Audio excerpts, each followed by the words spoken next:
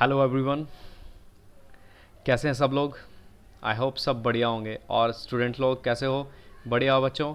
तो आज मैं आपके लिए लेके आया हूँ एक चैप्टर जो है आपका 12th क्लास का, और उस चैप्टर का नाम है इलेक्ट्रोकेमिस्ट्री। बहुत ही आसान सा चैप्टर है। अब मैं बोल रहा हूँ क्यों आसान है, क्योंकि यहाँ पे दो टर्म्स हैं। First is electro, another is chemistry. पहली टर्म क्या है हमारी, वो डिनोट करती है इलेक्ट्रिकल एनर्जी को, और दूसरी टर्म जो है वो डिनोट करती है केमिस्ट्री यानी केमिकल एनर्जी को। पूरे यूट्यूब पे बहुत अलग अलग तरीके से कराया गया है ये चैप्टर, और सभी ने अच्छा कराया है। मैं कुछ अलग लेके आया हूँ आपके लिए। तो देखिए, सबसे पहले इलेक्ट्रोकेमिस्ट्री क्या होती है। तो इलेक्ट्रोकेमिस्ट्री जो एक्चुअली फिजिकल केमिस्ट्री की ब्रांच है, उसमें हम क्या पढ़ते हैं कि ये एनर्जी का ट्रांसफॉर्मेशन में हेल्प करती है। फॉर एग्जाम्पल, कुछ हमारे पास केमिकल्स हैं, we can say that chemical reactions हैं हमारे पास, जिनसे हम क्या कर रहे हैं, प्रोड्यूस कर रहे हैं इलेक्ट्रिकल एनर्जी को, राइट। केमिकल रिएक्शन थी जिनसे हमने इलेक्ट्रिकल एनर्जी को प्रोड्यूस किया। जैसे कि हमारे घरों में यूज़ होने वाले घड़ियों में सेल, आपने देखा होगा इतने छोटे से होते हैं वो, और उनके अंदर केमिकल रिएक्शंस होती हैं। कई बार आप देखोगे अपने जो टीवी रिमोट है उसमें सेल्स को अगर आप काफ़ी लंबे तक रहने दोगे तो वहाँ से एक लिक्विड निकलना स्टार्ट होता है, जिस मीन वहाँ पे कुछ केमिकल्स हैं। तो ये जो केमिकल्स हैं, इन केमिकल से आप इलेक्ट्रिकल एनर्जी बना रहे हो, जो इलेक्ट्रिकल अप्लाइंसेस हैं उनको चला रहे हो। तो ये केमिकल रिएक्शन से इलेक्ट्रिकल एनर्जी का बनना, और फाइनली इलेक्ट्रिकल एनर्जी से once again you are proceeding some reactions जो कि ऐसे नॉर्मली पॉसिबल नहीं है। तो उस चीज़ को ही हम इलेक्ट्रोकेमिस्ट्री के अंडर पढ़ते हैं। तो यहाँ पे अगर हम केमिकल रिएक्शन से हम इलेक्ट्रिकल एनर्जी बनाते हैं तो उसको बोलते हैं हम electrochemical process.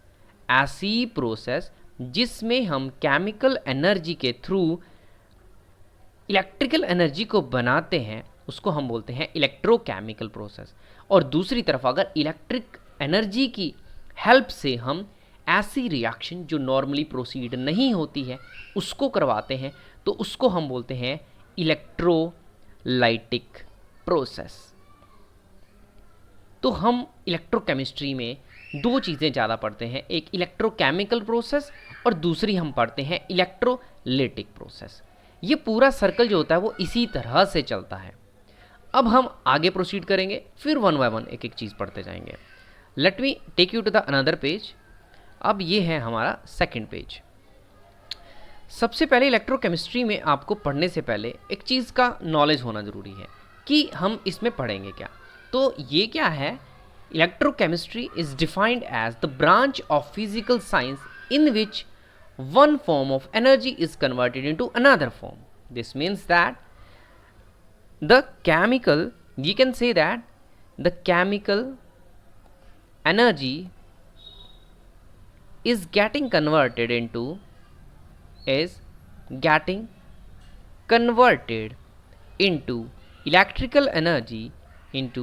electrical energy, and the electrical energy is being used to carry out a non-spontaneous reaction. यहाँ पे एक टर्म और ऐड करेंगे, chemical energy from a spontaneous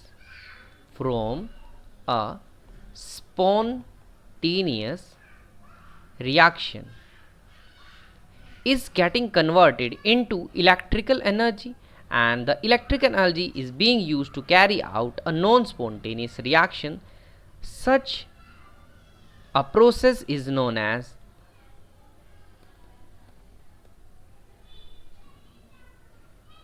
electrochemical process. Such a process is the electrochemical process, and this field is known as, what do we call it? We call it electrochemistry. Electrochemistry. यहाँ पे हमने जो बात करा वो किया दो चीज़ों का। किसका? एक तो हमने बात किया यहाँ पे स्पॉन्टेनियस प्रोसेस का, let me change the colour of the pen. एक बात किया हमने यहाँ पे स्पॉन्टेनियस रिएक्शन का, और एक हमने बात किया किसका? नॉन स्पॉन्टेनियस रिएक्शंस का। तो यहाँ पे हम एग्जाम्पल देते हैं आपको दो तरह की रिएक्शन के। एक है आपकी स्पॉन्टेनियस रिएक्शन और दूसरा है यहाँ पे नॉन स्पॉन्टेनियस रिएक्शन। अब आप खुद बताना मुझे, एग्जाम्पल के फॉर्म में मैं एक बार बताऊंगा, आप खुद सोचेंगे 2 मिनट, फिर आपको समझ आएगा। लेट्स से अगर हमारे पास यहाँ कोई एक स्लोप है, यहाँ पे मैंने एक बॉल रख दी है, ये लुढ़कती हुई ऑटोमेटिकली अगर यहाँ पे है तो ये यहाँ पहुँच जाएगी। तो ये जो प्रोसेस है वो ऐसी प्रोसेस है जो ऑटोमेटिकली होने वाली है, उसी को हम बोलते हैं स्पॉन्टेनियस रिएक्शन। ऐसी रिएक्शन जो एक बार स्टार्ट होती है तो वो ऑटोमेटिकली फ्लो करती जाती है। दूसरी तरह से अगर हम नॉन स्पॉन्टेनियस की बात करें तो स्लोप मैंने सिंपली वैसी रखी, बट दिस टाइम जो बॉल है उसको ऊपर की तरफ जाना है। तो आप बताइए, जब भी किसी बॉल को ऊपर की तरफ जाना है तो क्या वो ऑटोमेटिकली चल पाएगी? डेफिनेटली इसका आंसर है नहीं, नहीं चल सकती। इसीलिए यहाँ पे हमें कुछ फोर्स यूज़ करनी पड़ती है, और in this case of electrochemistry वो फोर्स हमें इलेक्ट्रिकल एनर्जी से मिलती है। तो ये है हमारा छोटा सा स्पॉन्टेनियस और नॉन स्पॉन्टेनियस रिएक्शंस को जानने का एक तरीका। अब आप चलते हैं अगले स्टेप की तरफ, जो कि है इलेक्ट्रोलाइट। कि इलेक्ट्रोलाइट क्या होता है। अब बात करते हैं इलेक्ट्रोलाइट की। पहली बात, इलेक्ट्रोलाइट क्या होता है? ऐसा सब्सटेंस जो कि आयंस में टूट जाए जब इलेक्ट्रिसिटी वहां से पास हो। ठीक है, a substance which dissociate into ions when electricity is pass through it. A substance which dissociate into ions when electricity is passed through it। तो ऐसा कोई सब्सटेंस जो कि आयंस में टूट जाता है and conducts electricity in its aqueous form, aqueous, aqueous form or molten form is known as electrolyte। इसको बोलते हैं इलेक्ट्रोलाइट। ठीक है, फॉर एग्जाम्पल हमारे स्ट्रॉन्ग एसिड्स हैं, स्ट्रॉन्ग एसिड्स लाइक H2SO4 हो गया, परक्लोरिक एसिड हो गया, HNO3 हो गया, HCl हो गया, हमारे स्ट्रॉन्ग बेसिस हो गए, ये हो गए। जैसे आपके स्ट्रॉन्ग बेसिस NaOH हो गया, और भी बहुत सारे एग्जांपल हो गए। इसके अलावा ऑर्गेनिक एसिड्स की बात करूं तो वो भी यहाँ पे इलेक्ट्रोलाइट की तरह काम करते हैं, जैसे CH3COOH है, राइट। तो यहाँ से बहुत सारे एग्जांपल है जो कि हमारे इलेक्ट्रोलाइट की तरह काम करते हैं। अब दूसरे भी हमारे पास यहाँ पे एक और चीज़ आती है जो क्या है, नॉन इलेक्ट्रोलाइट। नॉन इलेक्ट्रोलाइट क्या होता है? ऐसे सब्सटेंस जो कि इलेक्ट्रिसिटी पास होने के बाद भी आयंस में नहीं टूटते हैं। No dissociation of ions, no dissociation into ions when electricity is passed through them. जब उनमें से इलेक्ट्रिसिटी को भी पास कर दें तभी उसमें कोई भी आयंस ना बने, तो ऐसों को बोलते हैं हम non electrolytes. For example let's see C6H12O6 ले लिया, ग्लूकोज की बात कर रहे हैं यहाँ पे। उसके अलावा दूसरा एग्जांपल यूरिया ले लिया, ये भी इलेक्ट्रोलाइट सॉल्यूशंस नहीं बनाते हैं। तो इस तरह से हम बोल सकते हैं कि ये है हमारे नॉन इलेक्ट्रोलाइट सॉल्यूशंस जो कि इलेक्ट्रिसिटी को पास नहीं कर देते हैं, डू नॉट कंडक्ट इलेक्ट्रिसिटी। इनकी बात करें क्या, तो ये क्या करते हैं, डू नॉट कंडक्ट इलेक्ट्रिसिटी। ये आ गया आपका एक पॉइंट। ठीक है, ये आगे नॉन इलेक्ट्रोलाइट, एक आगे इलेक्ट्रोलाइट। तो इलेक्ट्रोलाइट क्या है? जो इलेक्ट्रिसिटी को पास करने दे, और नॉन इलेक्ट्रोलाइट क्या है? ऐसे सब्सटेंस जो इलेक्ट्रिसिटी को पास नहीं करते और फेवर नहीं करते। अब अगला पॉइंट आता है आपका, जो हमने इलेक्ट्रोलाइट्स यहाँ पे स्टडी किए, जो अभी अभी हम देख रहे थे इलेक्ट्रोलाइट्स को, जो कि क्या है, अपनी आयनिक फॉर्म में इलेक्ट्रिसिटी को क्या करते हैं, कंडक्ट करते हैं। इलेक्ट्रिसिटी कंडक्शन जो है उनकी वो बहुत अच्छी है, ठीक है। उसी की फॉर्म पढ़ेंगे अब हम। क्या पढ़ेंगे? One is our strong electrolyte and another is the weak electrolyte. अब ऐसे सॉल्यूशंस, ऐसे सब्सटेंस जो कंप्लीटली 100% आयंस में डिसोशिएट हो जाए, 100% डिसोशिएशन हो जाए इनटू आयंस में, जैसे उनको पानी में डाला या फिर उसका जो मोल्टन स्टेट कर दिया यानी पिघला दिया तो 100% आयंस बन गए, this means this is strong electrolyte.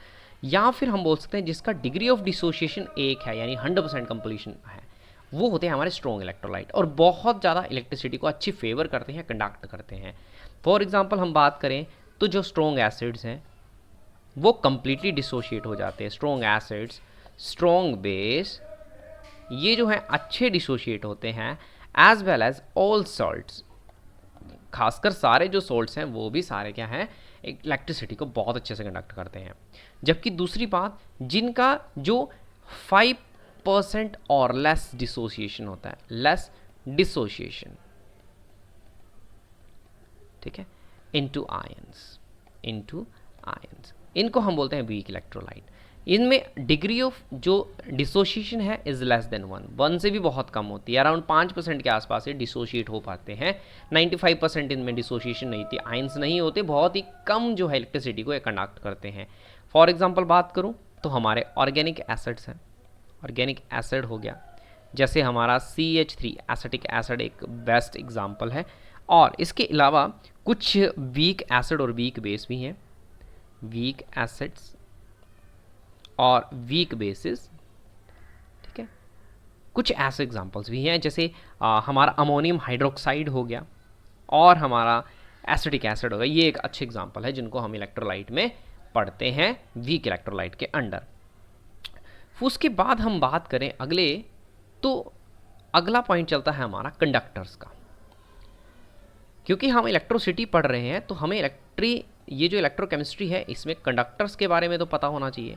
तो कंडक्टर यूजुअली कई तरह के होते हैं, जैसे कंडक्टर हैं, मेटालिक हैं, उसके बाद इलेक्ट्रोलिटिक हैं कंडक्टर्स, कुछ इस तरह के। हम कंडक्टर्स में बात करें तो पहले हम पढ़ना चाहेंगे, एक हमारे पास होता है मेटालिक कंडक्टर, और दूसरी साइड हम बात करें तो दूसरा जो है हमारे पास, बिल्कुल डिफरेंट फॉर्म में पढ़ेंगे इसको, दूसरा आता है हमारे पास इलेक्ट्रोलिटिक कंडक्टर। इसके नाम से बहुत कुछ डिफाइन हो जाता है। मेटालिक कंडक्टर मतलब ऐसी मेटल जो इलेक्ट्रिसिटी को कंडक्ट करने दे, इलेक्ट्रोलिटिक कंडक्टर मतलब ऐसे सॉल्यूशन जो इलेक्ट्रिसिटी को कंडक्ट करने दे। तो मेटालिक कंडक्टर में क्या बोले हम, conductivity is due to flow of electron, यानी कि फ्लो ऑफ इलेक्ट्रॉन जो है वो क्या है, रिस्पॉन्सिबल है फॉर किस लिए, कंडक्टिविटी। जबकि इसमें क्या केस में है, इसमें फ्लो ऑफ आयंस है, ये हो गया। दूसरी हम बात करें, इसको इलेक्ट्रॉनिक कंडक्टर भी बोलते हैं, we call them electronic conductors, क्योंकि नाम ही है उनका कंडक्टर्स, तो इलेक्ट्रॉनिक कंडक्टर्स बोलेंगे इनको। जबकि इसको हम यहाँ बोलेंगे आयोनिक कंडक्टर, क्योंकि यहाँ आयंस की रिक्वायरमेंट होती है, तो इसलिए आयनिक कंडक्टर। थर्ड हम बात करें तो थर्ड वन जो है हमारा फ्लो ऑफ इलेक्ट्रिसिटी, जो भी फ्लो ऑफ इलेक्ट्रिसिटी है उससे क्या होता है, decomposition and deposition of matter does not take place. ये धीरे धीरे आप ये लाइन समझ जाएंगे। जबकि यहाँ पे हमारा केस है तो decomposition and deposition of matter takes place. हो सकता है आपको यहाँ पे कुछ वर्ड्स ना दिखाई दे, क्योंकि यहाँ पे वीडियो में मैं भी दिख रहा हूँ, तो फिर भी आप मेरी वर्डिंग पे ज़्यादा ध्यान दें तो वहाँ से आपको ज़्यादा चीज़ें क्लियर हो जाएंगी। इसके बाद अगर हम बात करें फोर्थ पॉइंट की, तो जैसे आपका टेम्परेचर इंक्रीज़ करता है, इसकी कंडक्टिविटी जो है वो क्या हो जाती है, डिक्रीज़। जबकि इसके केस में क्या है, टेम्परेचर राइज होते ही कंडक्टिविटी जो है वो बिल्कुल राइज कर जाती है। अब इसका रीज़न सुनिए। जो हमारा मेटालिक कंडक्टर है उसमें मेटल्स हैं, उसमें क्या होता है, इलेक्ट्रॉन्स होते हैं और प्लस उसमें होल्स होते हैं जिनको कैर्नल्स बोलते हैं, KERNELS, कैर्नल्स बोलते हैं। अब होता क्या है, जैसे टेम्परेचर बढ़ाएंगे तो उस टाइम पे क्या होता है, टेम्परेचर बढ़ने के बाद काइनेटिक एनर्जी बढ़ेगी। काइनेटिक एनर्जी मॉलिक्यूल की बढ़ रही है, एटम्स की उनके अंदर बढ़ रही है, तो इसकी वजह से जो कैर्नल्स हैं, जो होल्स हैं, वो वाइब्रेट करना स्टार्ट कर जाते हैं। अब वाइब्रेट स्टार्ट करते हैं तो इसकी वजह से जो इलेक्ट्रॉन मूव कर रहा था उसके पाथ में हिंड्रेंस आ जाती है और वो इलेक्ट्रॉन प्रॉपरली उस पाथ में ट्रैवल नहीं कर पाता, जिस वजह से उसकी जो कंडक्टिविटी थी वो पहले के कंपैरिजन में कम हो जाती है। जबकि दूसरी तरफ हम बात बोले, जैसे ही टेम्परेचर बढ़ता है तो दो चीज़ें होती। पहली बात, जो आयंस हैं वो अच्छे से डिसोशिएट हो जाते हैं, मतलब जो क्रिस्टल था अब वो हीट की वजह से डिसोशिएट यानी घुलना और ज़्यादा शुरू हो गया। दूसरी चीज़, जो आयंस थे पहले कम बने थे, अब वो आयंस ज़्यादा बन गए और उसकी जो है वो घुलने की वजह से आयन जो है उनकी मोबिलिटी, जो मूवमेंट है वो भी ज़्यादा बढ़ गई, जिस वजह से उसकी कंडक्शन जो है वो भी बढ़ जाती है। अब पॉइंट नंबर 3 की बात करूँ, डिपोजिशन एंड डिकम्पोजिशन में क्या होता है, जैसे हमारा मेटालिक कंडक्टर है उसमें तो इलेक्ट्रिसिटी सिर्फ इलेक्ट्रॉन की वजह से बढ़ती है, जिसकी वजह से वहाँ पे ना कोई मेटल का पार्ट घटता है ना बढ़ता है। जबकि दूसरे केस में क्योंकि सॉल्यूशंस है तो एक बीकर में कैथोड होती है, एक में एनोड होती है। जिसमें एनोड होती है उसमें जो लगी इलेक्ट्रोड होती है वो साइज़ में घटती जाती है, और जबकि दूसरी तरफ हमारे पास कैथोड होती है वो साइज़ में बढ़ती जाती है। तो एक साइड डिकम्पोजिशन ऑफ मैटर, एक साइड डिपोजिशन ऑफ मैटर। तो ये इलेक्ट्रॉनिक कंडक्टर में होता है। दूसरी बात, ये इलेक्ट्रोलिटिक कंडक्टर में आपको देखने को मिलता है डिपोजिशन एंड डीकम्पोजिशन, जो पॉइंट नंबर 3 यहाँ पे लिखा गया है। नेक्स्ट लास्ट पॉइंट आता है 5th नंबर। यहाँ पे high voltage and low voltage, इन दोनों पे इलेक्ट्रिक कंडक्टिविटी का कोई फ़र्क नहीं पड़ता। जबकि यहाँ पे हमें रिक्वायर क्या करती है, दैट इज़ लो वोल्टेज, यानी लो वोल्टेज के करंट को ही ये क्या कर पाता है, प्रॉपरली पास कर पाता है। ठीक है, तो ये कुछ चीज़ें हैं जो हम गो थ्रू कर रहे हैं प्रॉपर वे में। तो ये हो गया हमारा मेटालिक कंडक्टर, ये हो गया हमारा इलेक्ट्रोलिटिक कंडक्टर। ठीक है, ये बहुत ही अच्छा और एग्जाम्पल था।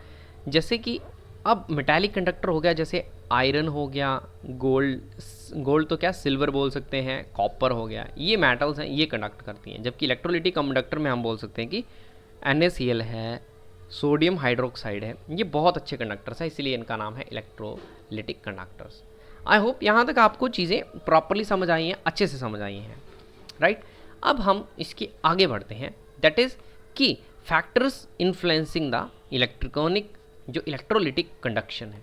कुछ ऐसे फैक्टर्स होते हैं यहाँ पे जो क्या करते हैं, फैक्टर्स, ठीक है, factors influencing the electrolytic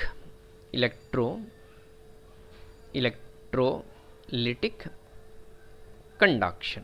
means जो इलेक्ट्रोलिटिक कंडक्शन है, यानी कि एक्वस जो सॉल्यूशन है उसके अंदर जो इलेक्ट्रिसिटी है उसको, जो भी इलेक्ट्रिसिटी पास हो रही है उसको कैसे इम्पैक्ट होता है, क्या चीज़ें हैं, क्या फैक्टर्स हैं जो उसको घटाते हैं बढ़ाते हैं, वो क्या हैं।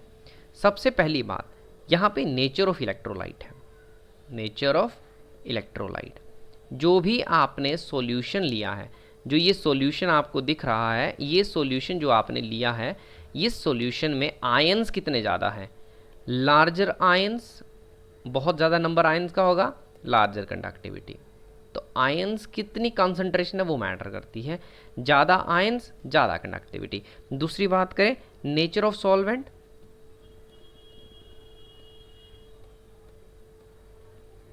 नेचर ऑफ सॉल्वेंट की बात करूं तो यहाँ पे हम बोलते हैं पोलर डिजोल्व्स इन पोलर, मतलब जो पोलर सॉल्वेंट्स हैं वो पोलर में ही डिजोल्व करेंगे। तो ध्यान रखिएगा इसमें एक ट्रिक आती है, लाइक डिजोल्व्स लाइक, ये एक ट्रिक आती है। और ध्यान रखिए कि इलेक्ट्रिसिटी वाले कंसेप्ट में हम क्या करते हैं, जितनी ज़्यादा पोलर होगा उतनी ज़्यादा उसकी कंडक्टिविटी होगी, ये भी ध्यान रखना। तो पोलर नेचर यहाँ बहुत मैटर करता है। उसके बाद पॉइंट नंबर 3 की बात करूँ तो पॉइंट नंबर 3 है सोल्यूट सोलवेंट अट्रैक्शंस, या फिर इसका एक और दूसरा नाम है हाइड्रेशन या फिर सोल्वेशन, ये कंडक्टिविटी को कैसे इम्पैक्ट करने, तो मुझे ध्यान से देखना है यहाँ पे। लेट्स से हमारे पास एक लिथियम का आयन है और दूसरे पास हमारे पास एक मान लेते हैं यहाँ पे पोटेशियम का आयन है। तो लिथियम के आयन को ये H2O के मॉलिक्यूल घेर रहे हैं, राइट। यहाँ पे हर साइड से मॉलिक्यूल घेरेंगे और अल्टीमेटली एक टाइम आएगा कि ये जो इसका जो साइज़ है वो बहुत ज़्यादा बड़ा हो जाएगा साइज़ में, ये बहुत बड़ा होता जाएगा साइज़ में, और ये क्या होगा, बहुत ही वेरी बिग साइज़ हो जाएगा, वेरी बिग साइज़, जिसकी वजह से इसकी जो मोशन है या मूवमेंट है वो डिक्रीज़ कर जाएगी। जबकि दूसरे केस में इसको कुछ ही, क्योंकि इसका साइज़ बड़ा है तो इसको कुछ ही मॉलिक्यूल हैं वाटर के वो घेर पाएंगे, जिसकी वजह से इसका साइज़ इन दोनों के कंपैरिजन में, let me change the colour of the pen, इन दोनों के कंपैरिजन में अगर हम पोटेशियम की बात कर लें तो इसमें और इस लिथियम के आयन में, अब खुद देखिए, एक का साइज़ हो गया इतना बड़ा और एक का साइज़ अभी भी इतना है, लेट से ज़्यादा ज़्यादा इतना हो सकता है, तो दोनों के साइज़ में कंपैरिजन है, जिसकी वजह से ये जो लिथियम का आयन है ज़्यादा सोल्वेशन की वजह से बड़ा हो गया है साइज़ में, और साइज़ में बड़ा हो गया तो इसकी मूवमेंट भी कम हो गई है। इस वजह से जो मूवमेंट एंड कंडक्शन है वो बड़े आयन की ज़्यादा ईजिली होगी जो कि पहले था, क्योंकि सोल्वेशन के बाद तो आयन का साइज जो है वो बहुत ही ज़्यादा बड़ा हो गया है, और ज़्यादा होने के कारण क्या है, उसकी जो कंडक्टिविटी है वो अब की बार कंडक्टिविटी नहीं हो पाएगी। आप ये खुद डिफरेंस देख सकते हैं दोनों में, एक कितना छोटा है साइज़ में और एक आयन बहुत कितना है। जितना बड़ा आयन है उसकी मूवमेंट उतनी कम, उसकी कंडक्टिविटी उतनी कम, जो जितना छोटा है साइज़ में उसकी कंडक्टिविटी उतनी ही ज़्यादा। तो इस तरह से हम कह सकते हैं कि सोल्यूट सोलवेंट की अट्रैक्शन और इंट्रैक्शन जो है उससे भी इलेक्ट्रॉनिक कंडक्टिविटी में बहुत फ़र्क पड़ता है। अगले पॉइंट की तरफ अगर हम मूव करें तो अगला पॉइंट है हमारा पॉइंट नंबर 4। पॉइंट नंबर 4 है टेम्परेचर। देखो टेम्परेचर में क्या होता है, टेम्परेचर जैसे ही इंक्रीज़ करेगा तो आयंस जो हैं उनकी नंबर भी इंक्रीज़ करेगा, और एज अ रिज़ल्ट जो कंडक्टिविटी है वो ही इंक्रीज़ कर जाएगी। रीज़न, ये जो अल्फ़ा है वो 1 की तरफ अप्रोच करने लग पड़ेगा, और डिसोसिएशन 100% होने की तरफ जाने का मतलब है कंडक्टिविटी इंक्रीज। लास्ट आ गया डाइल्यूशन। डाइल्यूशन का मतलब क्या होता है, जैसे मान लो हमारे पास यहाँ एक सॉल्यूशन है, लेट से यहाँ पे 10 ml सॉल्यूशन है, कोई 10 ml सोलवेंट, 10 ml का कोई सोल्यूट है, कोई लिक्विड है, उसमें हमने यहाँ पे 60 ml वाटर डाल दिया है, ठीक है। अब इसको थोड़ा सा अगर हम चेंज करें, अगर इसमें 60 ml की जगह हम क्या करें, इस 70 ml में इन दोनों को मिला करके 70 ml वाला इस 70 ml में 100 ml वाटर डाल दें, अब क्या होगा, अब इसका साइज़ और ज़्यादा हो गया। इस तरह से ये हो गया अब डाइल्यूट, मतलब जब पानी ज़्यादा डाल दिया जाता है, यहाँ से यहाँ जो पहुँच गया, ये इतना सारा पानी जो डाल दिया, इसको बोलते हैं डाइल्यूट। अब दूसरी चीज़ देखिए, यहाँ पे जो पहले आयंस यहाँ और यहाँ थे उनको मूव करने के लिए जगह कम मिल रही थी, अब देखिए वो आयंस कहाँ कहाँ है, एक आयन यहाँ है, एक आयन यहाँ है, एक आयन यहाँ, एक यहाँ, तो इनको अब की बार क्या है, मूवमेंट करने के लिए जगह ज़्यादा मिल रही है। इस वजह से जैसे ही जितना ज़्यादा आप डाइल्यूट करते जाएंगे उतना ही ज़्यादा कंडक्टिविटी जो है वो भी इंक्रीज़ करती जाएगी।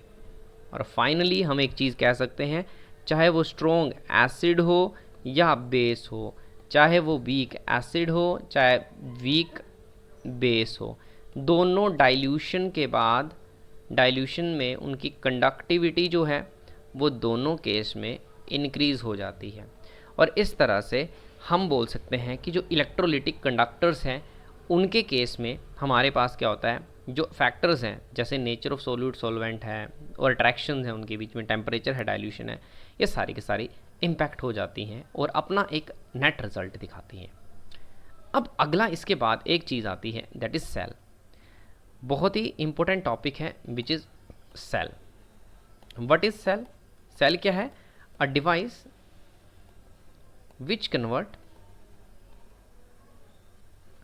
one form of energy into another form,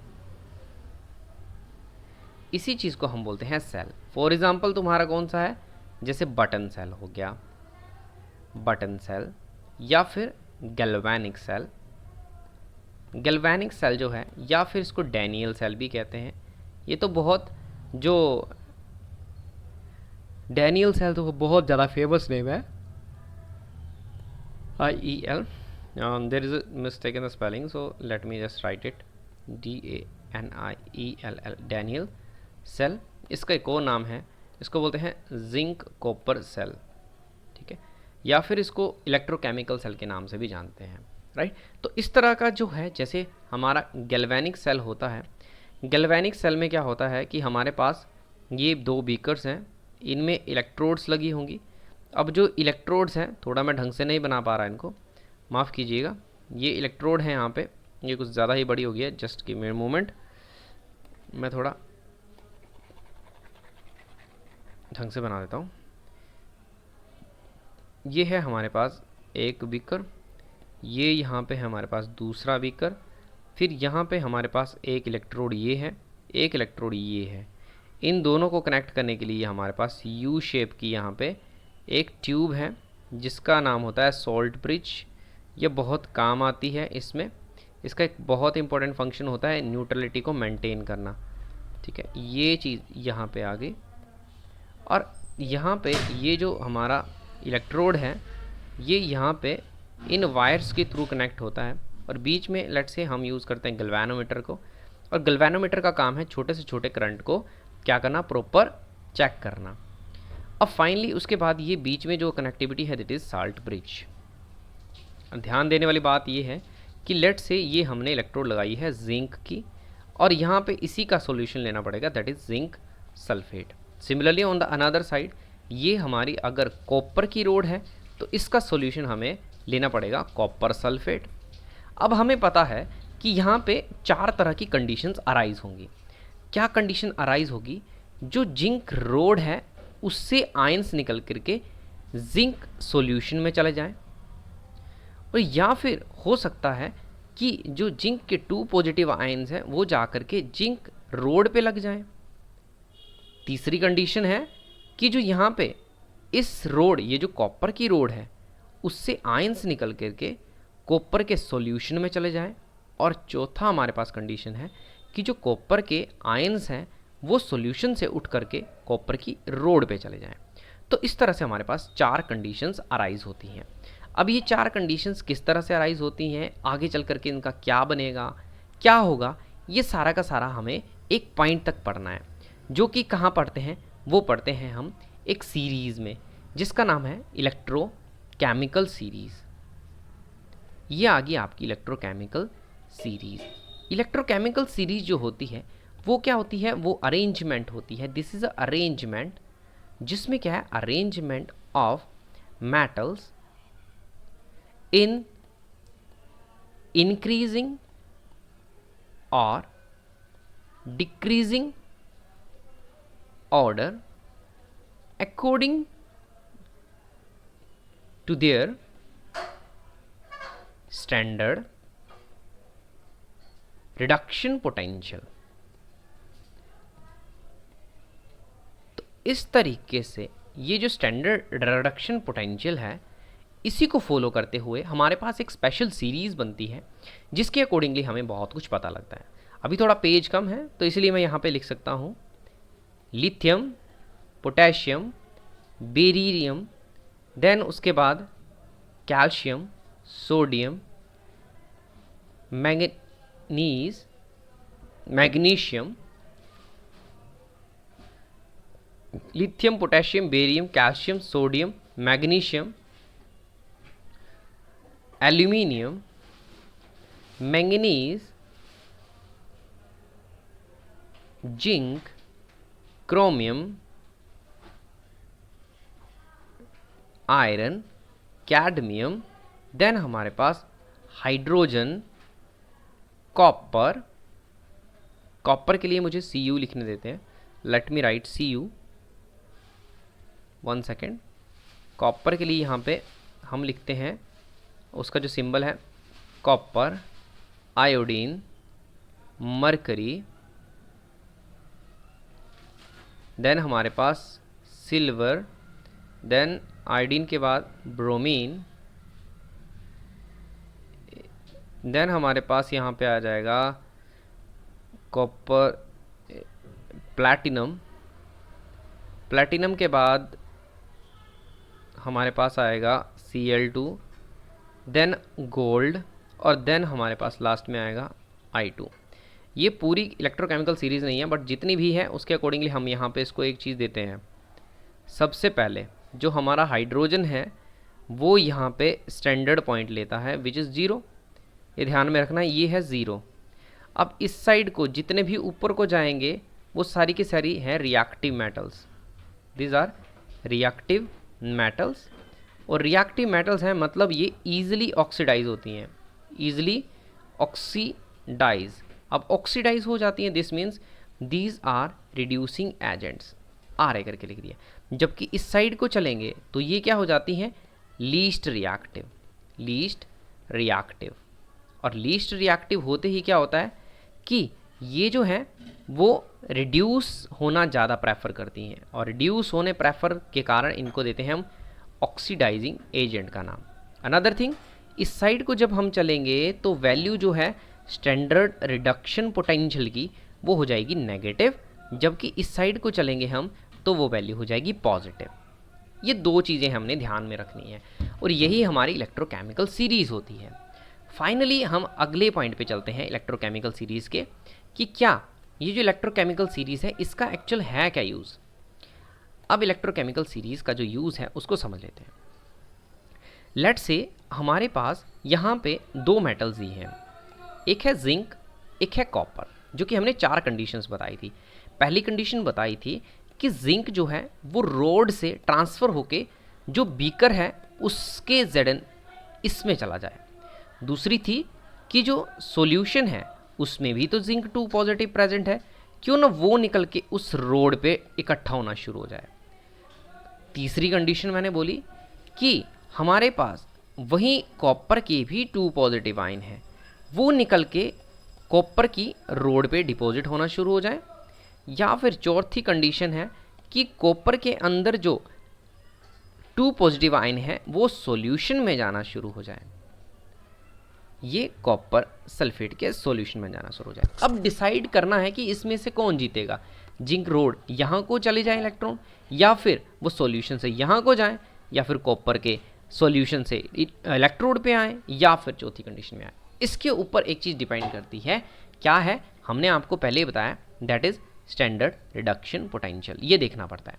जैसे जिंक है, जिंक का स्टैंडर्ड रिडक्शन पोटेंशियल जो इलेक्ट्रोकेमिकल सीरीज़ में यहाँ जिंक आता है, तो उसके बाद हमारे पास हाइड्रोजन रेफरेंस के लिए बीच में आता है 0 पॉइंट पे, उसके बाद जाकर के कॉपर आता है। तो इस साइड वाली जितने भी हैं ऑक्सीडाइज होते हैं, दिस मीन्स जिंक ऊपर है तो ये ऑक्सीडाइज होना प्रेफर करेगा, ये जिंक 2 पॉजिटिव प्लस 2 इलेक्ट्रॉन बनना प्रेफर करेगा। जबकि कॉपर यहाँ नीचे की तरफ आ रहा है तो ये रिड्यूस होना प्रेफर करेगा, और कॉपर क्या करेगा, कॉपर जो है वो 2 इलेक्ट्रॉन को गेन करेगा, कॉपर 2 पॉजिटिव 2 इलेक्ट्रॉन को लेकर के कॉपर का सॉलिड बनना प्रेफर करेगा। दिस मीन्स कि जो कॉपर जिंक जो रोड में लगे हुए आयंस हैं वो सॉल्यूशन में जाना प्रेफर करेंगे। एंड नाउ क्या होगा, हमारे पास एक पॉसिबिलिटी ये बन जाएगी। जब ये दोनों में से एक पॉसिबिलिटी बन गया तो हमारा ये प्रेफर होगा। जबकि दूसरे केस में जो हमारा कॉपर 2 पॉजिटिव है वो क्या है, रिड्यूस होना चाहता है। दिस मीन्स वो जो रोड पे लगे हुए इलेक्ट्रॉन्स उनको खाना चाहता है, तो वो सॉल्यूशन से उठ करके रोड पे चिपकना शुरू करेगा। तो हमारे पास 2 पॉसिबिलिटीज़ बनती हैं।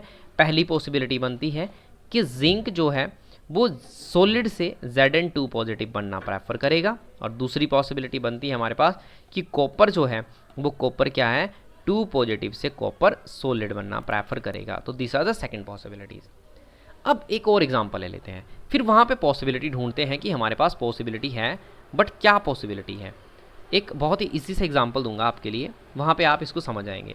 सेकंड एग्जांपल है, लेट्स से हमारे पास यहाँ पे है लिथियम, लिथियम ले लें, और यहाँ पे चलो लिथियम तो एक बहुत हैवी एग्जांपल है, लिथियम को छोड़िए, लिथियम के बाद कोई भी एग्जांपल ले लेते हैं, जैसे कि मैग्नीशियम ले लिया यहाँ पे, और यहाँ पे हमने सिल्वर ले लिया।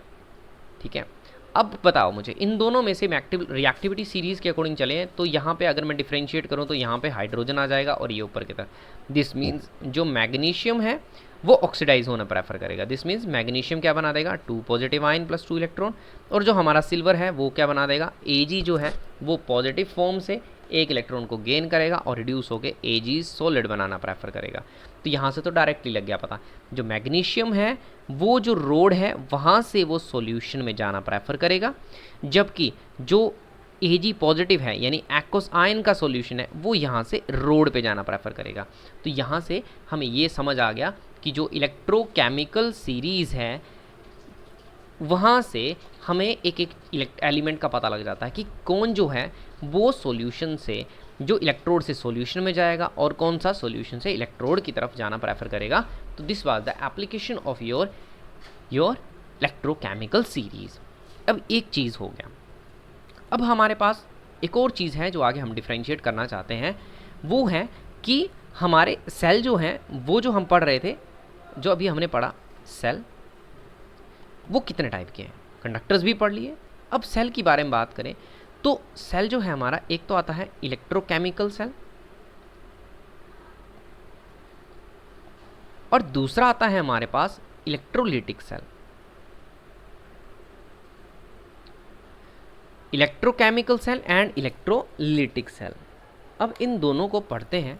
तो यहाँ पे देखो इलेक्ट्रोकेमिकल सेल और इलेक्ट्रोलिटिक सेल के बीच का डिफरेंस। पहली बात, जब क्या होता है यहाँ पे केमिकल रिएक्शन से अगर इलेक्ट्रिकल एनर्जी प्रोड्यूस हो जाए तो this is your electrochemical cell, जबकि यहाँ पे हमारे पास जो इलेक्ट्रिकल कोई इलेक्ट्रिकल एनर्जी है उसको यूज़ करके हम केमिकल रिएक्शन को प्रोसीड कर दें, दिस इज़ इलेक्ट्रोलिटिक सेल। दूसरा पॉइंट, केमिकल एनर्जी का मतलब यहाँ पे स्पॉन्टेनियस प्रोसेस है, स्पॉन्टेनियस रिएक्शंस हैं जो प्रोसीड कर रही हैं, जो बिना किसी एक्सटर्नल एनर्जी के चल रही हैं, जबकि इलेक्ट्रिकल एनर्जी और केमिकल रिएक्शन जो हैं वो यहाँ पे नॉन स्पॉन्टेनियस रिएक्शंस के थ्रू चलती हैं।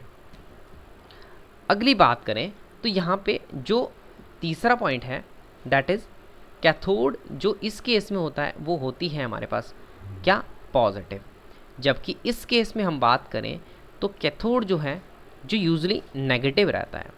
और कैथोड के बाद एनोड की बात करें तो एनोड जो है यहाँ पे क्या रहता है, एनोड नेगेटिव होता है, और इस केस में एनोड जो है वो क्या रहता है, पॉजिटिव रहता है। कीप इन माइंड दैट चाहिए इनके ऊपर के साइन चेंज हो जाए, बट ध्यान में रखना कि यहाँ पे जो ऑक्सीडेशन, एनोड के ऊपर ऑक्सीडेशन होगा, सेम एनोड के ऊपर यहाँ भी ऑक्सीडेशन वाली प्रेफरेंस रहती है, ये ध्यान में रखना है। बस उनके टर्मिनल्स चेंज होते हैं, राइट। कुछ ऐसा है, बाकी आप एक बार सर्च कर लेना, हो सकता है कुछ पॉइंट्स कई बार मिस हो जाते हैं, कई बार थोड़ा उनको थोड़ा सा मतलब कंफ्यूजिंग वे में प्रोड्यूस कर देते हैं, या कई बार गलत भी हो जाता है पॉइंट्स, तो always check them before learning, यही एक डाउटफुल होता है, बाकी तो इसके अलावा इसमें और कुछ भी नहीं है। दूसरी बात, जो इलेक्ट्रोकेमिकल सेल है इसके लिए no need of external circuit और बैटरी, बाहर से किसी भी बैटरी या जो वोल्टेज है उसकी रिक्वायरमेंट नहीं होती, बट यहाँ पे एक्सटर्नल वोल्टेज इज रिक्वायर्ड। तो इसको प्रोसीड करने के लिए हमें एक्सटर्नल एक वोल्टेज की बहुत रिक्वायरमेंट रहती है।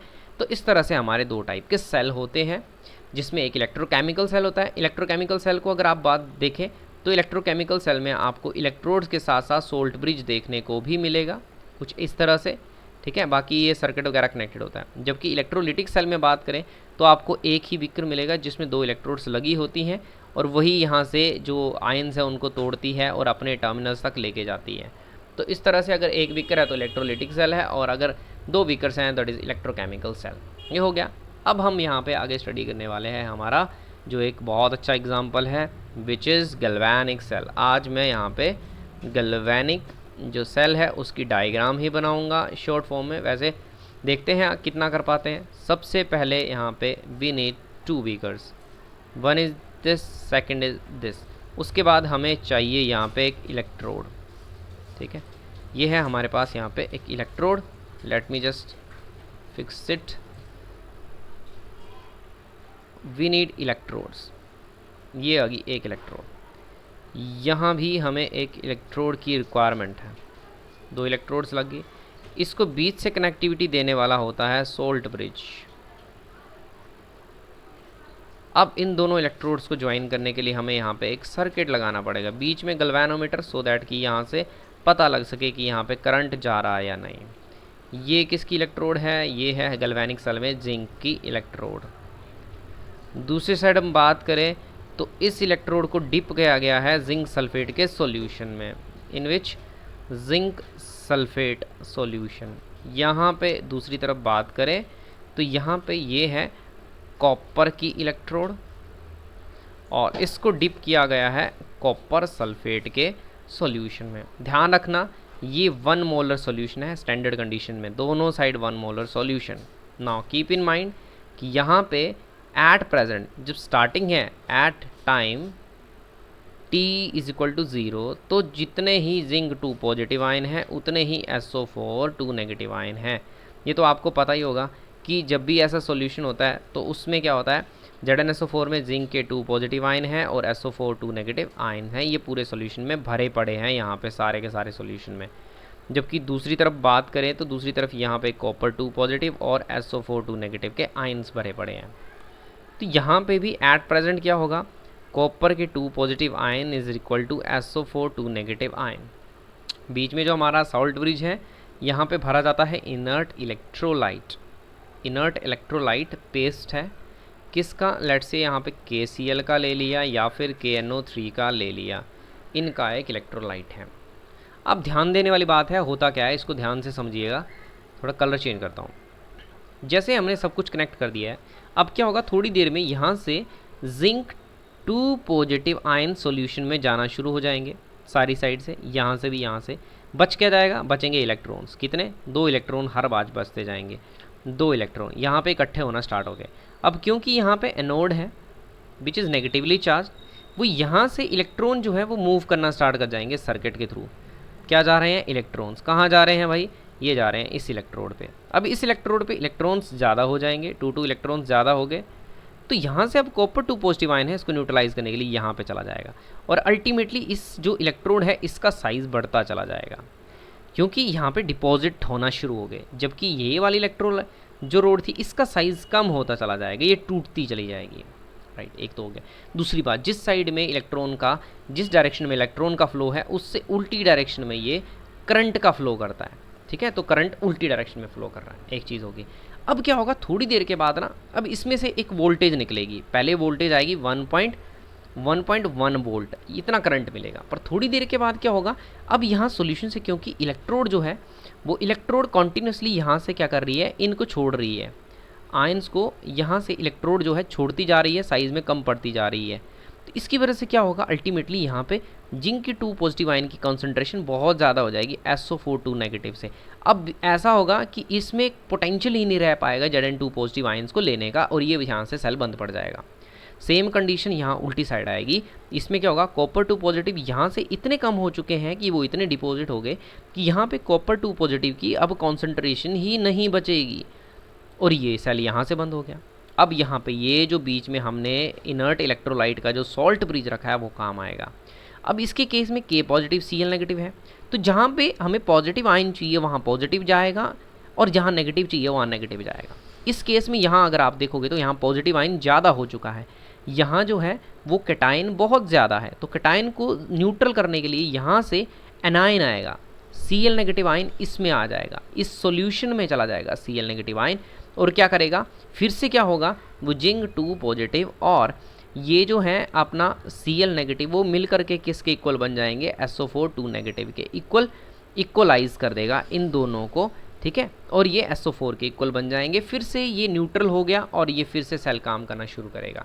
सेम यहाँ पे, क्योंकि यहाँ पे आपके कैटाइंस बहुत कम हो गए तो कैटाइंस को इक्वलाइज करने के लिए यहाँ से पोटेशियम इस सॉल्यूशन में घुस जाएगा और फिर से न्यूट्रलिटी मेंटेन करेगा और फिर से यहाँ पे 1.1 वोल्ट का करंट स्टार्ट हो जाएगा। और अल्टीमेटली एक टाइम आएगा जब ये इलेक्ट्रोड जो है हमारी इस साइड वाली जो इलेक्ट्रोड है वो साइज़ में बहुत ही ज़्यादा कम हो जाएगी और उस टाइम पे इलेक्ट्रिक करंट रुक जाएगा।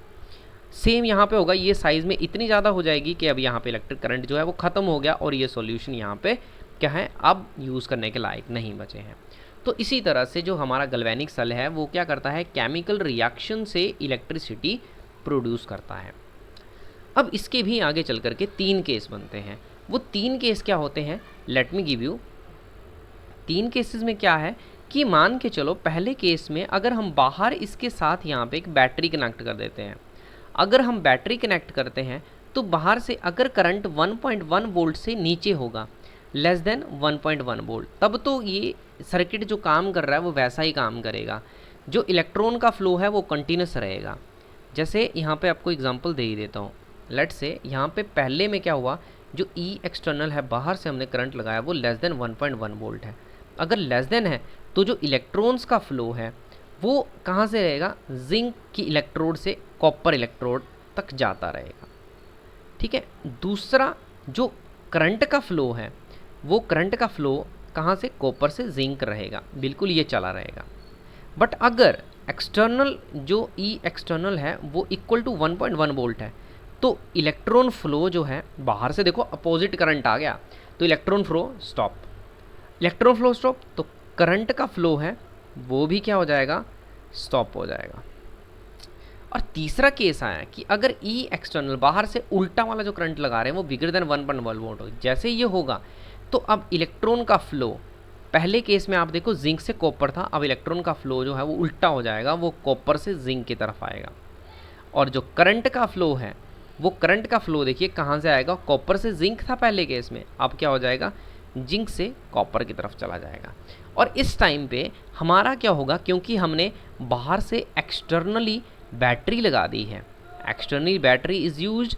अब हमें पता है बैटरी जब यूज होते हैं तो ये बन जाता है इलेक्ट्रोलिटिक सेल, और यहाँ पे ये क्या बन गया, इलेक्ट्रोलिटिक सेल। दिस मीन्स कि हम जब भी बैटरी यूज़ करेंगे तो हमारा जो गैल्वेनिक सेल है, गैल्वेनिक सेल जो है वो कन्वर्ट हो जाएगा इलेक्ट्रोलिटिक सेल में। तो एक कंडीशन आपने याद रखनी है, इनकी 3 कंडीशंस, राइट। अब ये क्लियर हो गया। अब इसके बाद अगला स्टेप चलता है हमारे पास। अगला स्टेप क्या है, लेट मी डिस्कस हियर, और इसके बाद हम क्वेश्चन डिस्कस करेंगे कि हमारे पास इस रिएक्शन में पहले तो हमारे पास एक ऑक्सीडेशन हाफ सेल है। वो क्या है कि जिंक जो है वो 2 इलेक्ट्रॉन को लूज़ करके क्या बन जाता है, ऑक्सीडेशन हाफ। दूसरा है हमारे पास रिडक्शन हाफ। रिडक्शन हाफ में क्या होता है कि जो हमारा कॉपर है वो 2 इलेक्ट्रॉन को गेन करके यहाँ पे कॉपर का सॉलिड बन जाता है। तो इस तरह से हमारे पास रिडक्शन हाफ भी आ गई, ऑक्सीडेशन भी हाफ आ गई, और इन दोनों को जोड़ना है। अब इसको बोलते हैं नेट सेल रिएक्शन। और नेट सेल रिएक्शन में क्या होता है, दोनों को जोड़ दो, 2 इलेक्ट्रॉन्स यहाँ से गए, 2 इलेक्ट्रॉन यहाँ से गए, क्योंकि कैंसिल करने हैं। हमारे पास एक रिएक्शन बनती है zinc plus copper 2 positive, which gives zinc 2 positive plus copper जो कि सॉलिड फॉर्म में है। जहाँ जहाँ 2 पॉजिटिव लगा है वो एक्वस फॉर्म्स होती हैं, और जहाँ सॉलिड है वहाँ सॉलिड रहता है। तो इस तरह से हमारी एक नेट सेल रिएक्शन बनती है। अब इसी नेट सेल रिएक्शन को यूज़ करके हम एक लिखते हैं सेल रिप्रेजेंटेशन।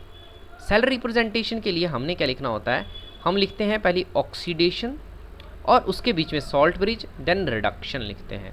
अब यहाँ देखिए जिंक जो है is transforming into Zn2 positive which is oxidation, तो यहाँ लिखेंगे zinc by Zn2 positive, this is oxidation, बीच में है सॉल्ट ब्रिज। अब दूसरी साइड कॉपर जो है वो 2 पॉजिटिव से ट्रांसफॉर्म हो रहा है कॉपर सॉलिड में, विच इज़ रिडक्शन, तो यहाँ लिखेंगे कॉपर 2 पॉजिटिव बाय कॉपर। तो ये होती है सेल रिप्रेजेंटेशन। कम ऑन, यहाँ पे अब एक काम करते हैं, एक एग्जांपल लेते हैं जो आप सोचेंगे और अपने आप से लिखेंगे। Let's just give a example है।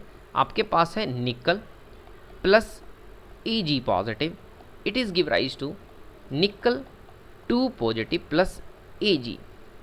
ये एक अच्छा एग्जांपल है। इसका अगर हमें सेल रिप्रेजेंटेशन लिखना होगा, सेल रिप्रेजेंटेशन, तो वो कैसे लिखेंगे। सबसे पहले तो आपको देखना है यहाँ पे ऑक्सीडेशन किसका हो रहा है, निकल किस में ऑक्सीडाइज हो रहा है, निकल 2 पॉजिटिव में, तो ऑक्सीडेशन निकल से निकल 2 पॉजिटिव, बीच में लगता है सॉल्ट ब्रिज। अब देखिए सिल्वर पॉजिटिव है, ये रिड्यूस हो रहा है Ag में, तो you are going to write Ag positive से Ag, and this is the net cell reaction, या फिर इसको cell representation of this cell. तो इस तरह से अभी हमने इलेक्ट्रोकेमिस्ट्री में गैल्वेनिक सेल कर लिया, उसकी 3 कंडीशंस कर ली, और यहाँ तक जो जो हमारा सेल रिप्रेजेंटेशन तक बनता है वो सारा कंप्लीट कर लिया।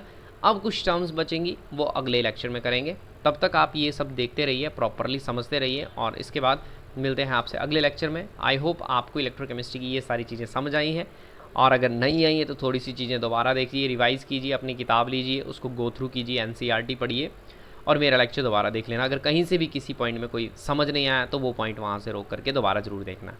Up to then bye bye, take care, मिलते हैं आपसे अगले लेक्चर में।